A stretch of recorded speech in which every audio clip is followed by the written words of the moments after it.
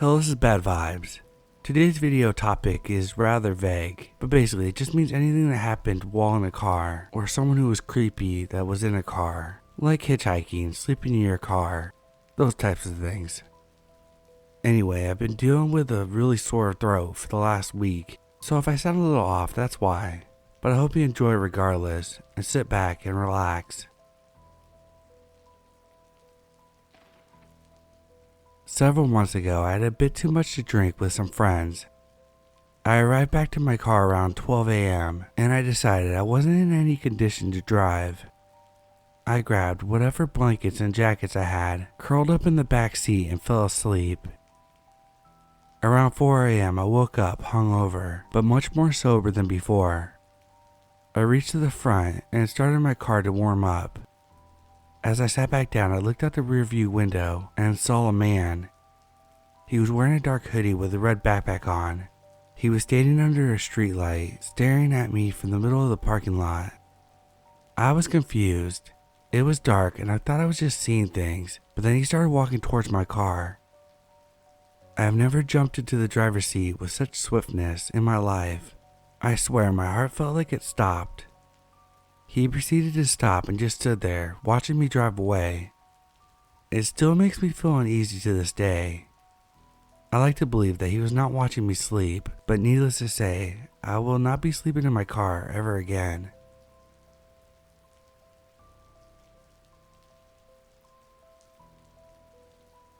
Before I began, this encounter happened about 10 years ago. I was 22 years old, and I am well aware that this was a very poor judgment call on my part. My parents always taught me to help someone in need, just not necessarily to the extent that I allowed. Up until this point, I didn't really have much reason not to trust people, and that they may not always have good intentions. I have also had an unreasonably difficult time saying no to people my whole life, and have since had the help of a therapist to be better about that. I've only told this story to a handful of people because I'm truly ashamed of my actions and potentially putting my daughter's life in danger. I was on my way to an event of some kind with my 3-year-old daughter when I realized I had left something behind in my apartment. I was close enough to home that I decided to turn around and head home. As I was pulling into the parking lot of my apartment complex, a woman was walking kind of in the middle of the driving area and began waving me down. I pulled up next to the woman and rolled down my window about 1/3 of the way. She gave me this story about how she works nearby at a nursing home and how she had ran out of gas on her way to the gas station and was asking for directions to the gas station. I didn't think much of the fact that she was roaming around an apartment complex because it was pretty common for people to cut through as it sat between two main roads and avoids traffic lights. I gave her directions for a 5-minute walk to the gas station, but then she mentioned that she was pregnant and that she wasn't feeling well. I tried telling her I was in a hurry and assured her that it would be a quick walk, but she begged. At this time, she noticed that my daughter was in the back seat. She had a look of surprise that I didn't think much of at the time, and she began talking to my daughter and made her laugh. She turned back to me and asked one last time if I could drive her to the gas station. At this point, I just gave in. I let her in my car, and she almost immediately asked if I have any money that she can use. My heart sank at this point, realizing that she was probably just lying and just wanted to lie her way into some cash. I was honest with her and told her that I was broke and that I also didn't carry cash on me. She pointed out another resident in the complex and asked me to drive her to them. In my mind, there was still a slight possibility that she needed gas, but she didn't have the funds for it. So I drive her to the other person and she rolled down my window asking for money. They said no, and she pointed out another person. At this time, I told her that I really had to be somewhere and I couldn't keep helping her. I drove her closer to the other person, but far enough that she would have to get out to talk to them, which thankfully she did. Once she got out of my car, I sped off and drove to my destination. Told my mother about the story, and a week later she sent me a clip from the local news. The news mentioned a woman who would approach people asking for a simple favor, which led her to asking them for money. If these people said no, she pulled out a syringe or needle of some kind and would threaten to stab them with it, and even did end up stabbing them on one occasion. I look at the image of the person and instantly recognize this woman that was in my car. I know these type of people don't have much of a conscience, but I truly believe the fact that my daughter was in the car with me that day is what kept the woman from stabbing me.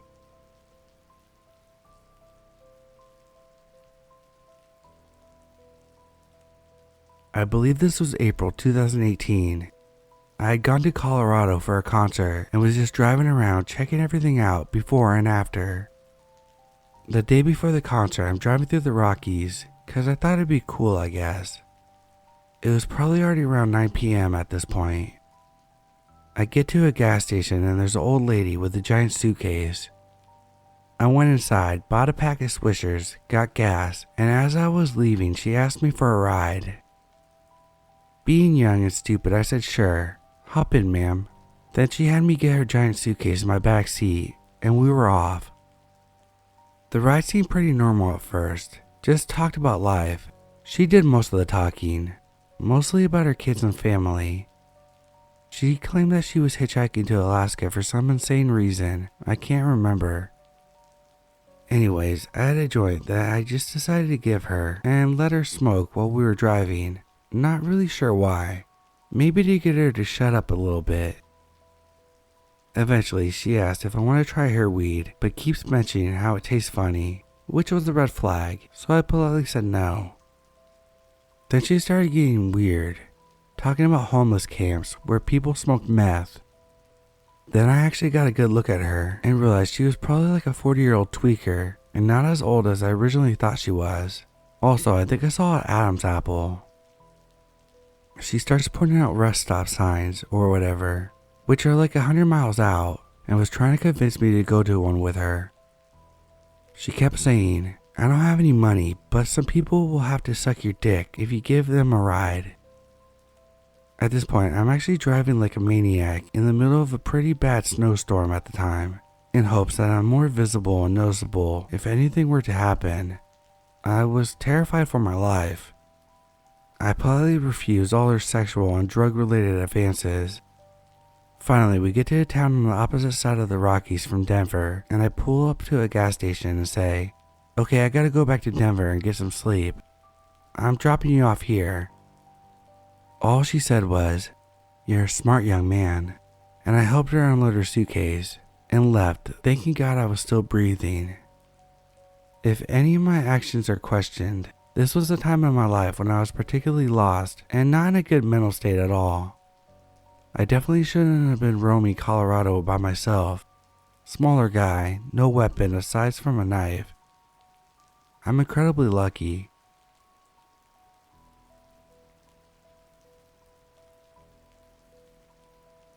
So yesterday I spent a day out with a couple of friends of mine, going an hour away to the next city to meet up and hang out there. Because it's fall now, of course it gets pretty dark early and it's inevitable to drive home in the dark. Well, I don't know the area very well in the city and had to use Google Maps for directions, which seemed to take us through the back roads where, in of itself, is very creepy. We had just left from watching a horror movie too, which didn't help our nerves having noticed that some asshole with LED bright lights kept following us at every single turn.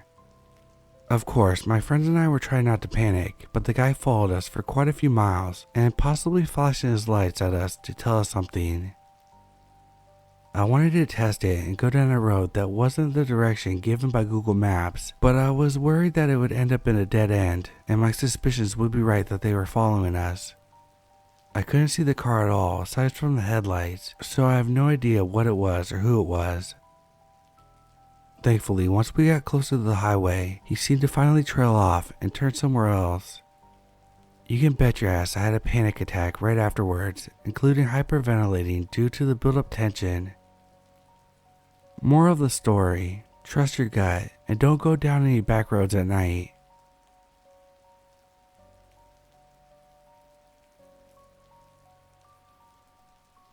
I would like to share my own story that I found incredibly strange and frightening at the time. I'm a female, I was probably 14 at the time. I was walking to school and wanted to get some snacks before I went, and I got to my parents' permission to spend a little bit of cash. As I was walking down, this lady in a blue car honked her horn at me, which made me jump slightly, so I looked her way and asked her if she was alright. She kinda just looked at me, and as I continued walking, she pulled forward. I ducked into a shop because I was pretty weirded out by this at this point, kinda panicky. As I left the shop, lo and behold, the lady was no longer in her car, so I bolted down the roads and hid behind a bush by my village. There aren't a whole lot of places to hide in my town, and I was already running late. A couple minutes later, I was still waiting in the bushes, and I see her drive down, looking around while going weirdly slow. She might have just been grocery shopping or something, but it was enough to shake me, and I never saw her or her car ever again after that day.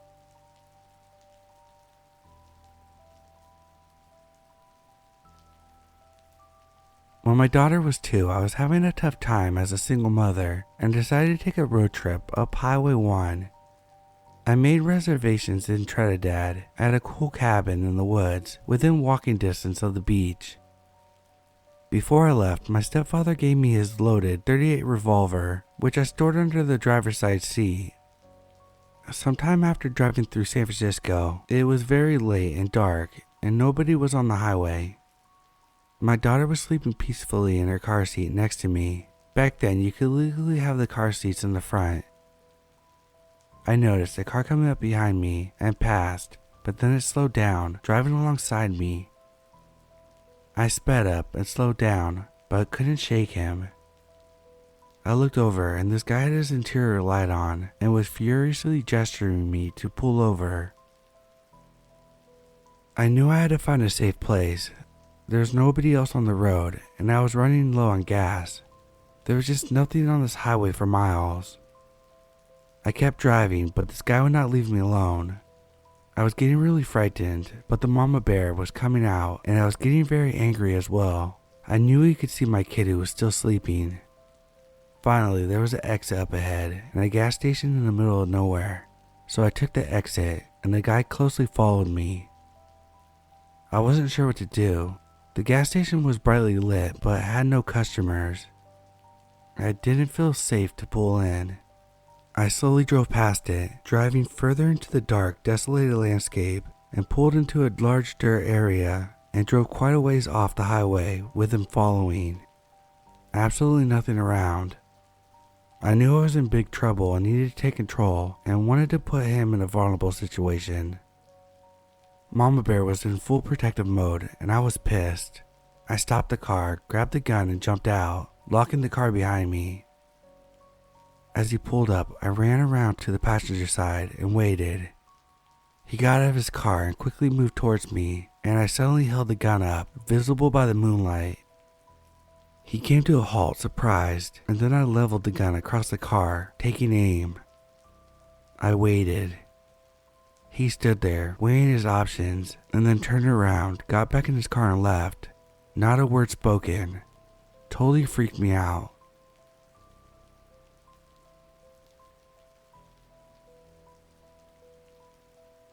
It was a typical Friday evening, and I was on my way home from work. I was driving my new car, a shiny black sedan that I had just purchased a few weeks earlier. I was feeling pretty good, listening to my favorite music and looking forward to the weekend. As I drove through the city, I noticed a car following me. At first, I didn't think much of it, but as we reached the stoplight, the car pulled up next to me, and I saw that there was 2 men inside. They looked rather rough and menacing, and they had their faces covered with bandanas. The light turns green and I moved forward, but the other car stayed right next to me. I tried to shake them off, but they wouldn't budge. I started to feel a sense of unease and started looking for an escape route.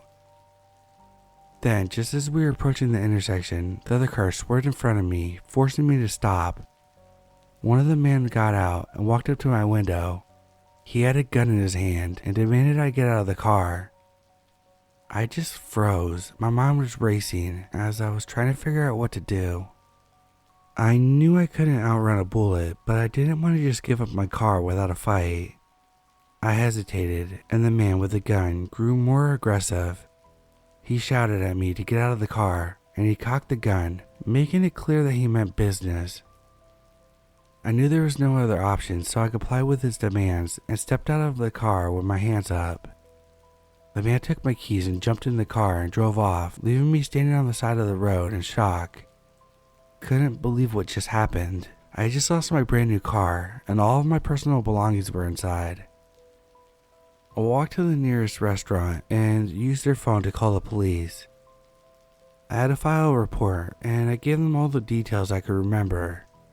Luckily, the police took the matter seriously and tried to track my car via the GPS. Later, it was recovered with my CD player and belongings all gone, and they were never caught. The incident left me shaken, but I was relieved that I had not got hurt. Still, the whole experience had been a terrifying reminder of the dangers that lurk on our streets. After that carjacking incident, I took some self-defense classes and learned to be more aware of my surroundings. It's important to always be alert and aware, and also have a plan of what to do in case of an emergency. If you ever find yourself in a similar situation, remember to stay calm, comply, and call the police immediately after.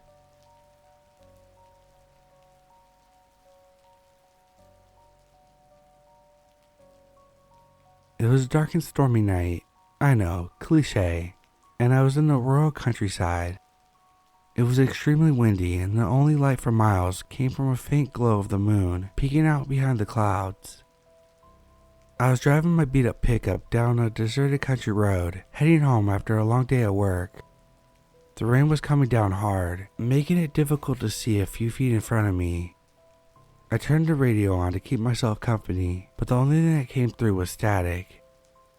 Suddenly, I saw something in the distance. At first, I thought it was just a trick of the light, but as I got closer, I realized it was a big, old rusty truck with a flatbed trailer attached. It looked like it hadn't been driven in years. I slowed down, trying to get a better look, but as I got closer, the truck started moving. It was coming straight towards me, with its headlights pretty much blinding me. I slammed on the brakes and swerved to the side of the road, but the truck didn't slow down, it just kept coming. I turned around and floored it, trying to put as much distance between me and the truck as possible, but it was no use. The truck was faster, and it was gaining on me. My heart was pounding in my chest as I swerved around corners, trying to shake the truck, but it was always there, right behind me. I could see the driver now, a shadowy figure behind the wheel, but I couldn't make out any details. Finally, I saw a dirt road up ahead and turned onto it, hoping that it would lead me to safety, but the truck followed. It was driving recklessly through the mud, and I could feel my truck shaking as I hit potholes and bounced over the rough terrain. The dirt road led to a dead end, and I slammed my brakes, sliding to a stop. I got out of the truck, running to a small farmhouse. I banged on the door and an older man opened. I told him everything, and he quickly got a shotgun, and we drove back to the spot. We reached the spot where I turned onto the dirt road, but we could not find the truck. We searched for a little bit, but there was no trace. Anyways, I never saw the truck again, but I could never forget the terror of being chased in the dark countryside with no way to escape. Even today, when I drive through rural areas, I can't help but keep a watchful eye out for an old rusty truck, fearing that it will come after me again.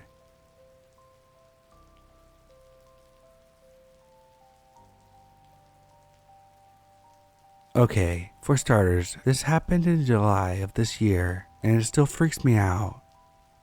I was 23 when this happened. It was a hot afternoon and I was going home from my boyfriend's house, who lives about a 15 to 20 minute walk from my home. Since it was scorching heat, I was wearing my bike shorts and an oversized tee with sneakers. As I'm getting about 10 minutes away from my home, I put my headphones on and decided not to rush, as I didn't want to get there just yet because I was enjoying the fresh air. As I'm going to cross the street, a man in a truck, who was also across the street, began catcalling me. I ignored him and waited for the light to change. As I waited, he began getting increasingly more aggressive and overall just wouldn't shut up. The light changes and I make my way across the street. He then proceeds to honk his horn as I'm walking by and says, "Hey, I'm talking to you. Why don't you come with me for the night? I'll treat you real good." I immediately told him to leave me alone and continued on my way, but as I'm walking, he follows me with his truck and keeps trying to get me to go with him. I call my boyfriend and tell him the situation, and he FaceTimes me to see the car and the person who was following me. He then tells me to go into the store and stay there. I do as he said, and not even 2 minutes later after I walk in, the man walks in. He was looking for me.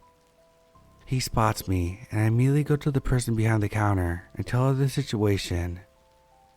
She offers to let me go in the back to call the police. I told her yes and waited. He walks up to the front of the store and asks the lady if she's seen anyone with my description.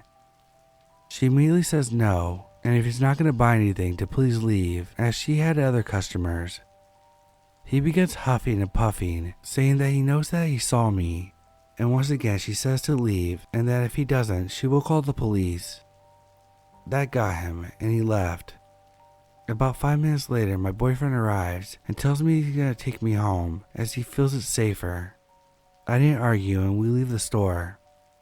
As we walk out, the man is right there.